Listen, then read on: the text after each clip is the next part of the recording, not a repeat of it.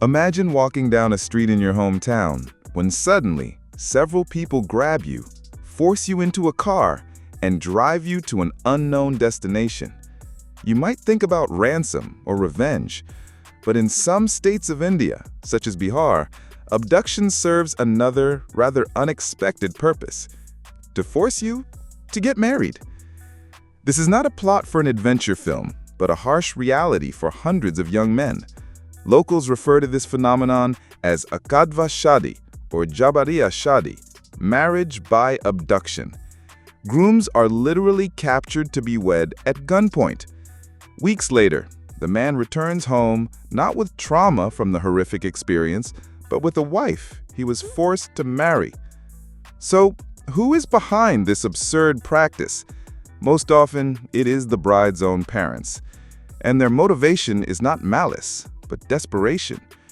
The root cause is an ancient and highly controversial custom: dowry, a substantial dowry that the bride's family is obliged to transfer to the groom's family. This isn't just about gifts. It includes cars, household appliances, large sums of money, and gold. For many families, especially in poor agricultural regions, these costs are crippling and push them into debt for generations. This leads to a monstrous cost-benefit calculation. Paying bandits to kidnap a groom is cheaper than saving for years to afford the dowry. The going rate is around $500 to $1,000, which is incomparable to the tens of thousands required for a traditional marriage. Sometimes families take matters into their own hands, sending the bride's brothers and uncles to hunt for a groom. After the abduction, the victim is taken to a remote village where he is isolated and subjected to intense psychological pressure. He is persuaded, threatened, and sometimes physically assaulted until he agrees to recite the vows of the marriage ceremony. After the ritual, he's released, but the marriage is considered legally binding and incredibly difficult to annul.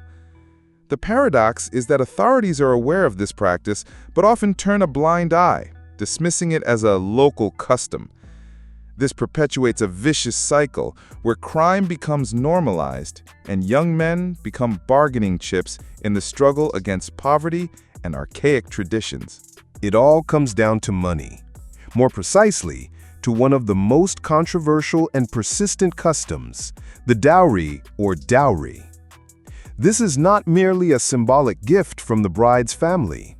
It is a full-fledged financial transaction, the size of which reflects the groom's caste and social status. The sums are staggering.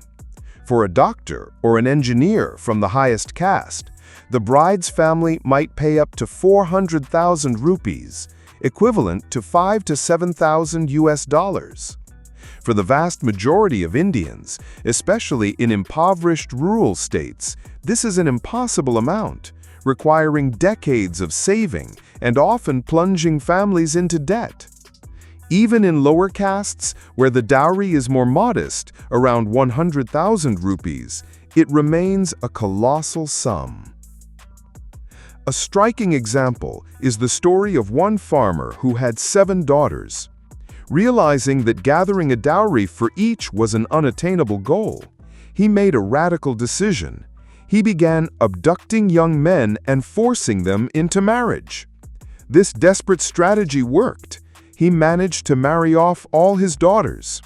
Significantly, his success set a dangerous precedent for other equally desperate families. Attempts have been made to combat this practice at the legislative level. As far back as 1961, India passed a law officially banning the dowry. It might seem that this should have eliminated the root of the problem. Yet in practice, the law has largely remained a formality. Tradition has proven stronger than written rules.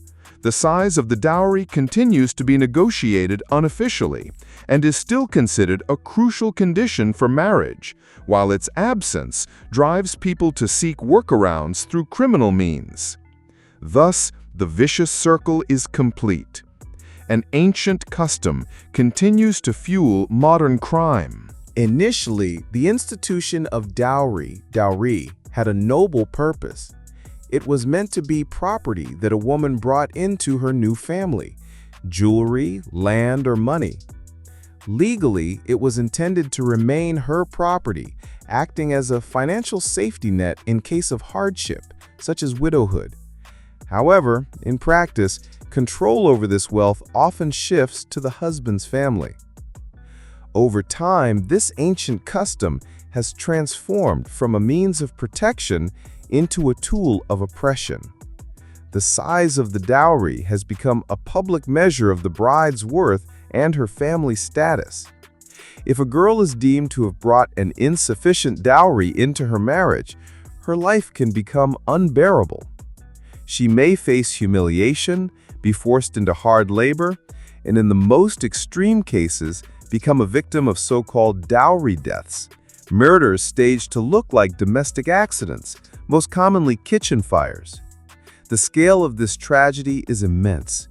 In just 2 years, from 1998 to 1999, India recorded 12,500 such deaths, with the majority occurring in the states of Bihar and Uttar Pradesh. These shocking statistics sparked widespread protests and led to stricter legal measures. Today, any death of a young woman within the first 7 years of marriage is automatically investigated as unnatural. The husband and his relatives are immediately suspected and charged with murder unless proven otherwise. It is within this grim reality that the phenomenon of groom abduction emerges. The risk for young men becomes particularly high during wedding seasons, in May, June, and December, January. During these times, the streets of towns and villages in Bihar turn into hunting grounds. The kidnappers do not target random individuals, but rather the most desirable candidates. Educated men from wealthy families. Engineers, teachers, and especially doctors are considered prime targets, as the bride's parents believe such a husband will ensure a secure future for their daughter. The groom's own wishes are disregarded in this process. Abduction is not a spontaneous act, but a well-planned operation. The bride's family carefully selects a target, gathering information about his daily routine, routes, and habits over weeks. A group of 5 to 6 executors is then hired. Finding such people is not difficult. Classified ads for marriage issue resolution services can even be found in local newspapers, often disguised as job offers or employment assistance. The numbers speak for themselves. While 1,337 abductions were officially registered in 2009, just 10 years later, in 2019, this number soared to 2,600 cases. This alarming statistic clearly demonstrates that the criminal tradition is not fading, but gaining momentum, becoming a terrifying yet normalized practice for many desperate families. In the poorest and most remote villages of Bihar proper, the statistics are even shocking. Up to 90% of all marriages occur after groom abductions. And these are only the cases that are admitted to. Many men conceal the truth out of shame, unable to acknowledge that they were forced into marriage against their will, stripped of their agency and choice. The abduction scenario is meticulously planned. Victims can be seized anywhere, on the street, on their way home from work, dragged from social gatherings, or even taken from their own homes. A striking example is the story of Dharmendra Kumar, who was kidnapped at 16 during a graduation dinner surrounded by relatives. He only remembers drinking a glass of wine before everything went dark, then being dragged toward a car. He woke up in a locked room with an unfamiliar young woman. They were forced to live together for several days before being subjected to a wedding ceremony. Kumar was lucky. His forced bride turned out to be young, attractive, and a distant relative, likely why his own family agreed to participate in the abduction. However, not all are so fortunate. Uncooperative grooms face beatings, starvation, and deplorable conditions until their will is completely broken. Even during the wedding ceremony, the groom remains under control. Relatives of the bride stand beside him, prodding him with sharpened sticks if he appears too reluctant or attempts to refuse. At such weddings, many guests carry weapons in case the groom tries to escape. Even more brutal methods are employed. Men may be chained by the ankle to rings embedded in temple walls or tied with ropes around the waist, eliminating any chance of escape. Threats of retaliation loom constantly. Even if a groom manages to flee, he would be tracked down and killed, as an abandoned bride is considered an unforgivable disgrace to her entire family. Local police admit that combating a phenomenon widely accepted by the population is nearly impossible. The police chief of Madhepura district recounts both absurd and tragic cases. Kidnappers sometimes target the wrong man, but since the payment has already been made, the bride's family is forced to marry their daughter to whoever was brought to them. They cannot afford to pay for another abduction. The roots of the problem extend beyond economics and traditions. A significant demographic imbalance plays a key role. Due to the practice of selective abortions, where families choose to keep male children, fewer girls are born. As sons grow up, parents often send them to cities for work, while daughters remain in villages. A family with only daughters risks financial ruin from dowry payments, making groom abduction their only perceived solution. Young men, fully aware of the risks, are forced to take precautions. They hire security, travel only in groups, and during wedding seasons, avoid leaving home unless absolutely necessary. The most desperate among them move to other regions of the country where this brutal tradition is unknown. In this climate of impunity and fear, some still attempt to resist. One courageous young man challenged the system by founding the association Grooms Against Violence, aiming to unite victims and amplify their voices. However, his public activism drew the attention of the tradition's most powerful supporters.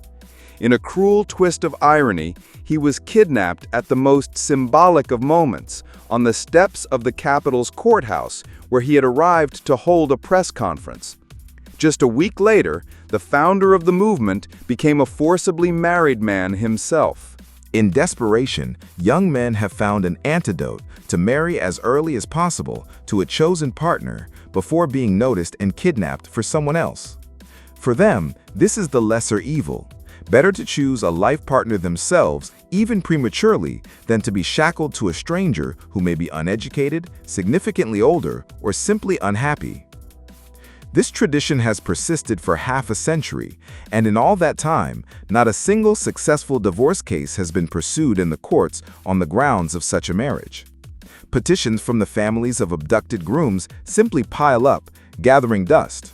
The reason lies in the total influence of local elites. In poor states, wealthy landowners hold sway, maintaining private armies of armed guards. Their sons are untouchable, while the fates of others mean nothing to them. The state legal system is powerless against the rule of money and weapons. Driven to despair, some victims resort to the darkest and most irreversible solution. Isolated but shocking cases have been reported where grooms, unable to endure humiliation and pressure, have harmed their wives and relatives.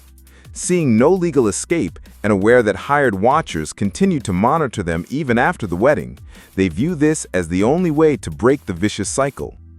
The theme of such marriages has even reached Bollywood. A film tells the story of Vinay Sinha, a spoiled, handsome young man who is kidnapped and forced into marriage. The director aimed to show how lives can be destroyed in an instant. Based on real events, the film is a cry for help and an attempt to draw attention to the absurdity of a practice in the 21st century where people are forced into marriage at gunpoint. This is an issue that demands not just discussion, but immediate eradication.